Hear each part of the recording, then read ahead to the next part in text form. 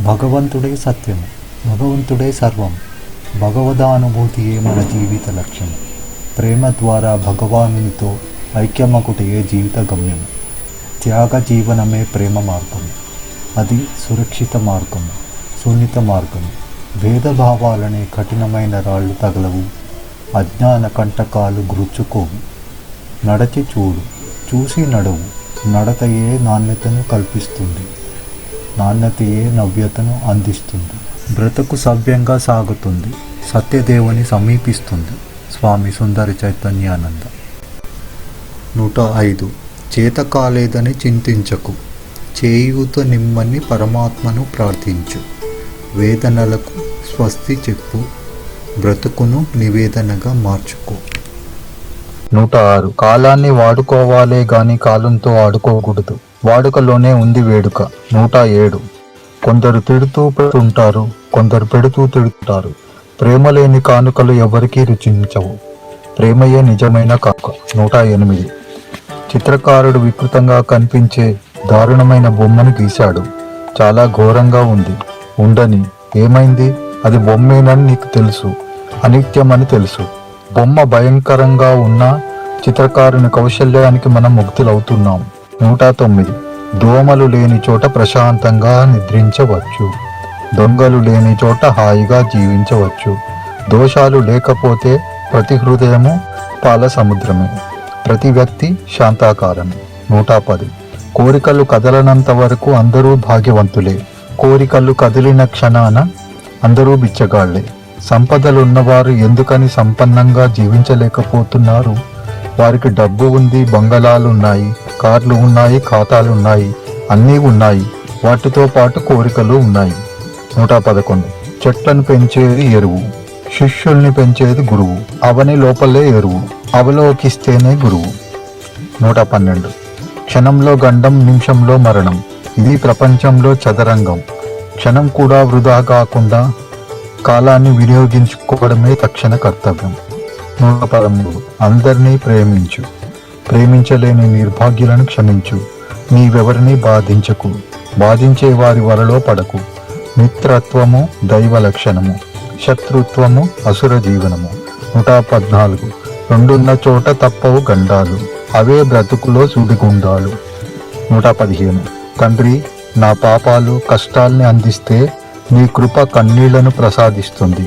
కష్టాల్ని తలుచుకొని దుఃఖించడం కన్నా కన్నీళ్లతో నీ పాదాలను కడిగి తృప్తి చెందే భాగ్యం కలిగినందుకు పొంగిపోతున్నాను.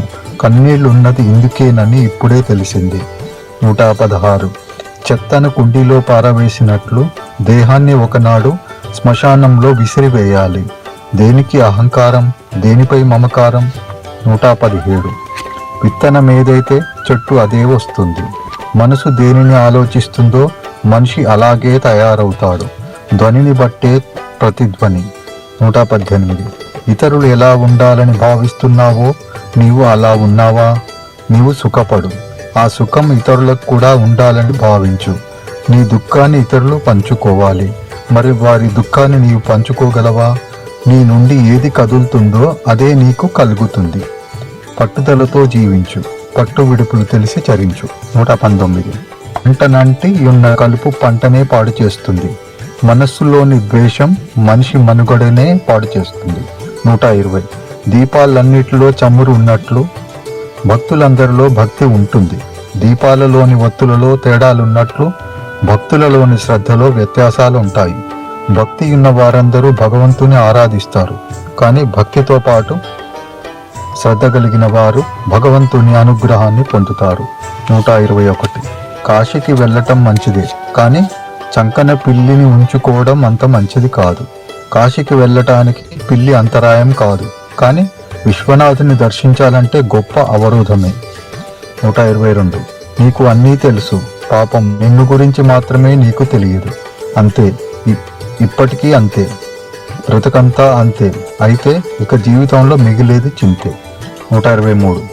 దూరపు కొండలు నునుపుగా ఉంటాయి, సమీపిస్తే అన్ని రాళ్ల గుట్టలే, చెట్ల గుంపులే. కొందరు దూరంగా ఉండి ఆకర్షిస్తారు, దగ్గరే ప్రాణాలు పిండుతారు.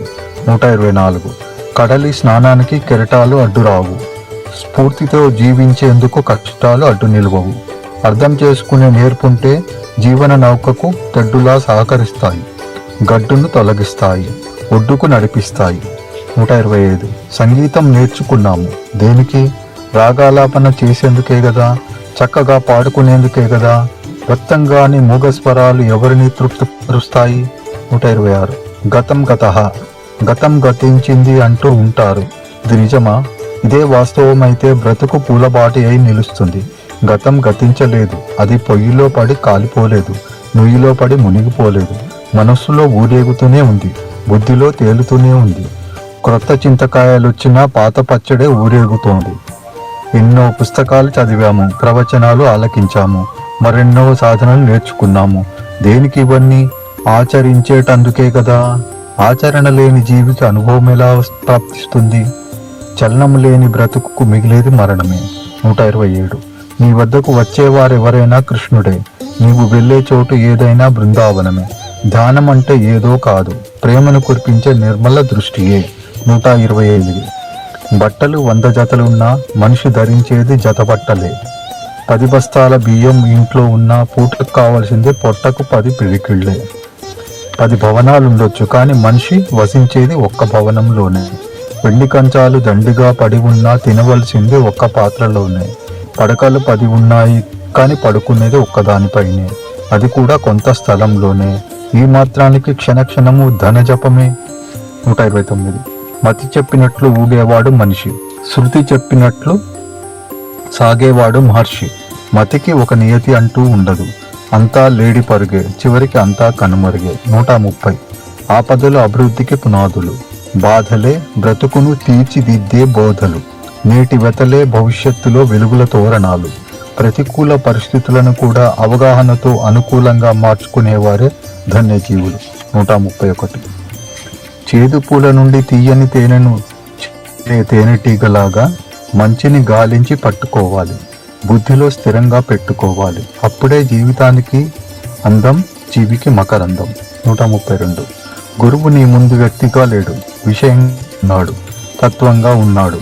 నీ ముందు గురువు ఉన్నది, నువ్వు అతన్ని నీలో పోల్చుకొని అర్థం చేసుకునేందుకు కాదు, అతడి బోధను గ్రహించి ప్రమాణాన్ని స్వీకరించి నీవు అతడి కన్నా భిన్నమైన వాడివి కాదని తెలుసుకునేందుకే.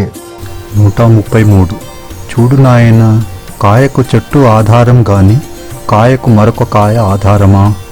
అన్యులను ఆశ్రయించి ఇంతవరకు ఏం సాధించావు? ఇక ముందు ఏమి సాధించబోతావు? నిలకడగా ఆలోచించు, నిలబెట్టిన వాన్ని ఆశ్రయించు. 134. బాల్యం పువ్వు లాంటిదైతే యవ్వనం కాయ లాంటిది. ఈ 2 దశల్లో జాగ్రత్త పడకుంటే ఫలరూపం నిష్ఫలమే. 135. సంస్కారం ఉంటే సంపదలు లేకపోయినా జీవితం సంతృప్తిగా సాగుతుంది. సంపదలుండి సంస్కారం శూన్యమైతే బ్రతుకు కాలిపోతుంది, మాడిపోతుంది, మసైపోతుంది. 136. పెట్టుకుంటే అన్ని సంబంధాలే, పట్టుకుంటే అందరూ బంధువులే, మేలుకుంటే కలలన్నీ కళ్ళలే. కదిలే కాలంలో కనుమరుగయ్యే బంధాలన్నిటినీ ప్రయత్నించి మర్చిపో. 137. ఉన్నదాన్ని ఎవరూ ఇవ్వలేరు, ఒకవేళ ఇస్తే ఉన్నది అనే జ్ఞానం ఇస్తారు, అదే మోక్షం. 138. హోరున గాలి వీచిన, జోరున వాన కురిసిన పర్వతం చలించదు.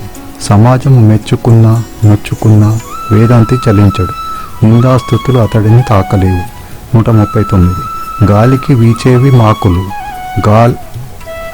గోల చేసేవి కాకులు. మాకుల్లాగా ఊగిపోయేనవసరం లేదు, కాకుల్లాగా ఊరేగనవసరం లేదు. విమర్శలు ఎవరినీ విడిచిపెట్టవు, వాటిని పరామర్శిస్తూ పోతే నీవు ప్రగతిని సాధించలేవు. హంసలా జీవించడమే మన కర్తవ్యం, పరమహంసలా జీవించడమే మన ధర్మం. 140.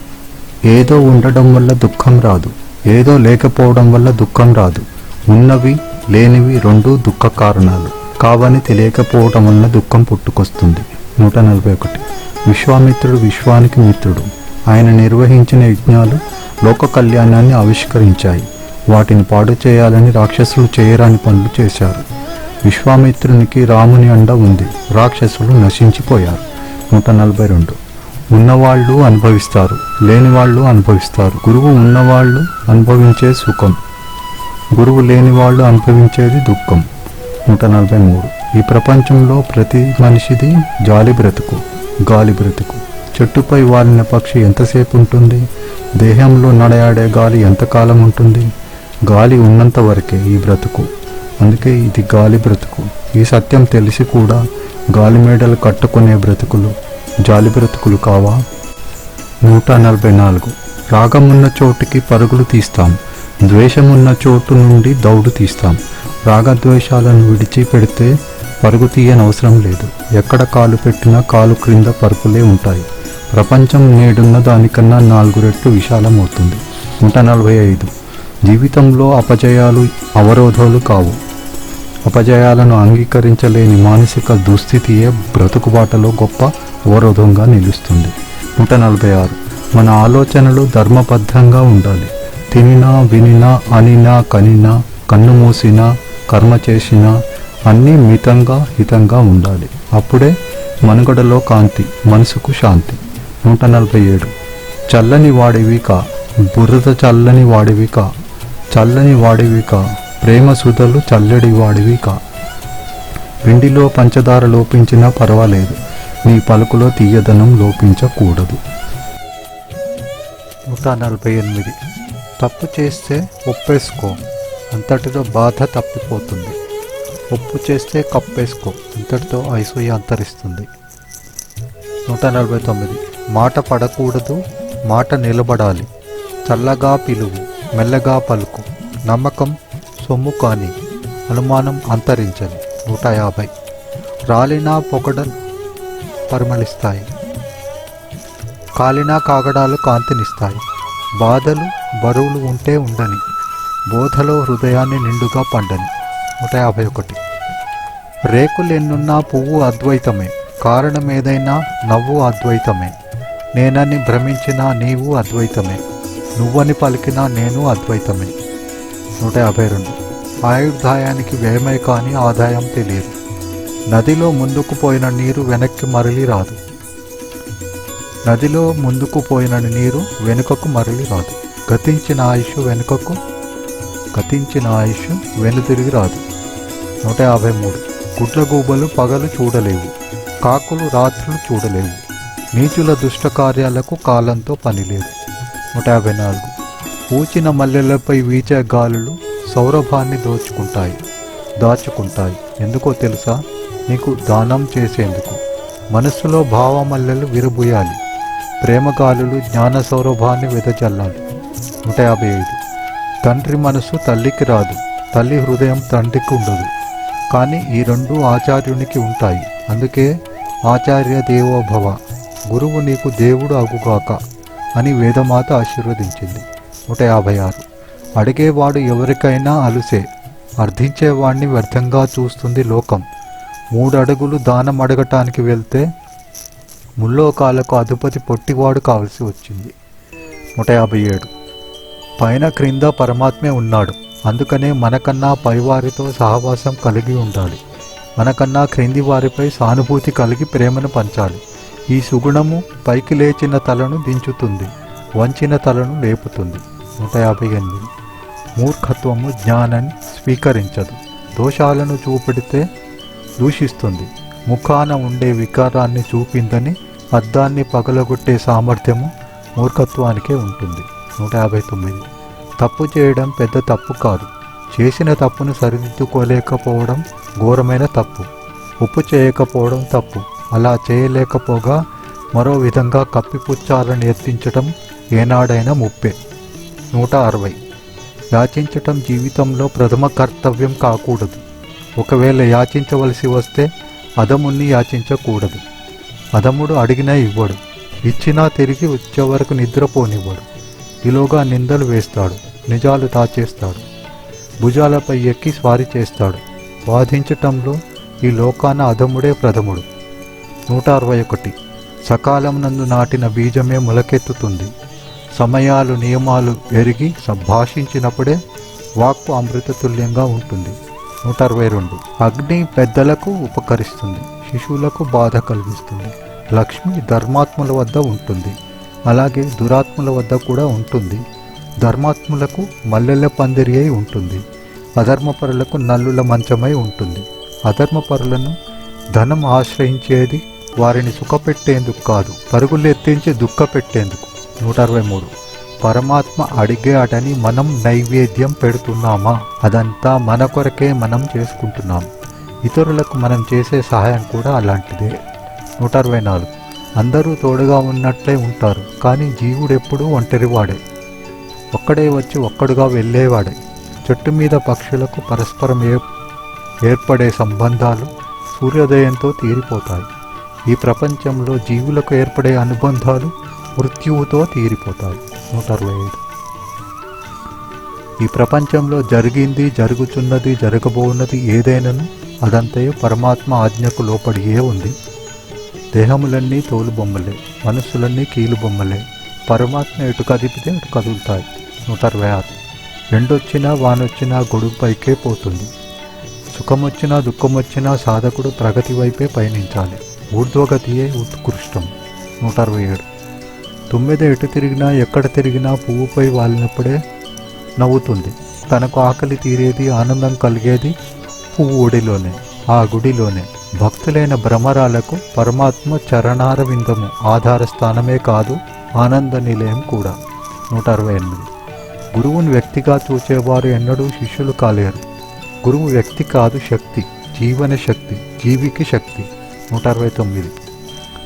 విలువైన కారును నీవు కొనవచ్చు, కానీ ఆ కారును నడిపే డ్రైవర్ మీద ఆధారపడి ఉన్నావు. ఇల్లు కట్టేవారి మీద, ఇంటిని కడిగేవారి మీద బ్రతికినప్పుడు ఆధారపడాలి. గుంట త్రవ్వేవాడి మీద, మట్టి నింపేవాడి మీద చచ్చినప్పుడు ఆధారపడాలి. ఈ ప్రపంచంలో పరమాత్మను విస్మరించి పరులపై ఉండేవారందరూ దీనులే. 170. పెరిగేది విరగకపోదు, వికసించింది వాడక మానదు.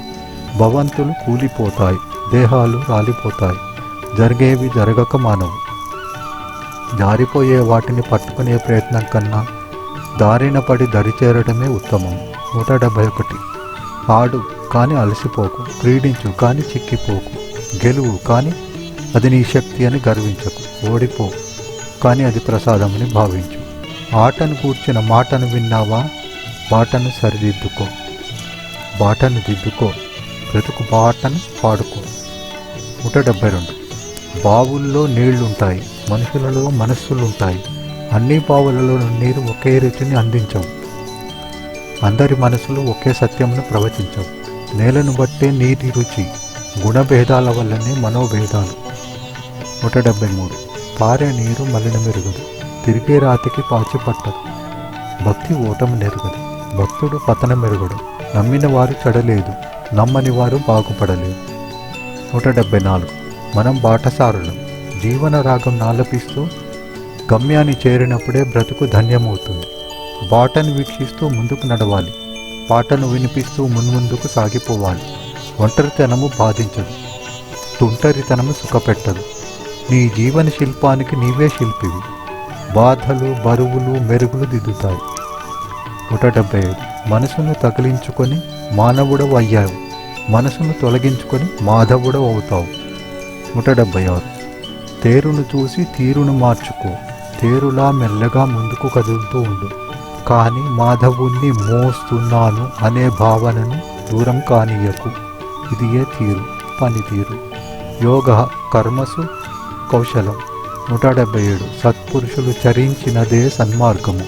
ముందు నడిచి వెళ్ళిన ముక్త పురుషుల పాదముద్రలను దర్శిస్తూ సాగిపో. నీ బాటను ఇతరులకు ఆదర్శంగా నిలుపుతూ ముందుకు సాగిపో.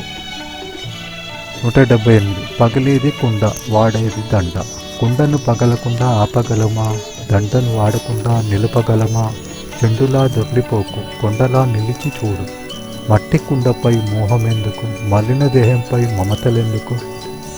179. నావ తీరాన్ని చేరిందా? ఇక నావ మనది కాదు, నీరు మనకు లేదు.